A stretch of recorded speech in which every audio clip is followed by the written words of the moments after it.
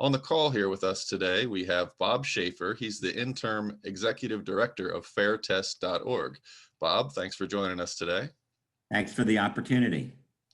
What are the SAT and ACT tests, and what do colleges use them for? What are they supposed to do?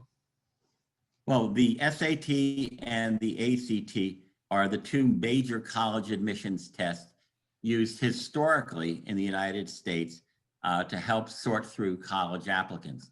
The SAT is almost 100 years old.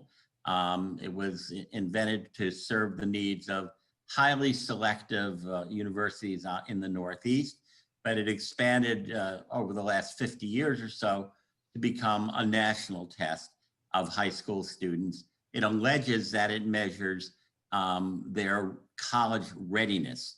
The ACT is a relative newcomer only compared to the SAT's 100 years old. The ACT is about 70 years old and was invented to be an alternative to the SAT by critics of that generation who believed that the SAT wasn't really measuring scholastic aptitude, and the ACT is more self-consciously designed to measure mastery of high school subject areas like English and math and reading and science.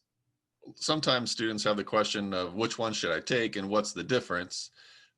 So it sounds like the SAT that has mainly English and math sections, where the ACT also has an additional science component. Does that sound right?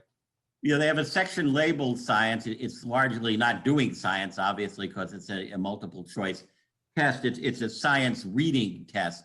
And there are science-related problems on the reading test and the SAT. Basically now, over the years, the two companies have moved to the center of the marketplace. It's like Coke versus Pepsi or McDonald's versus Burger King. They do the same thing in slightly different ways. Some people prefer one to the other.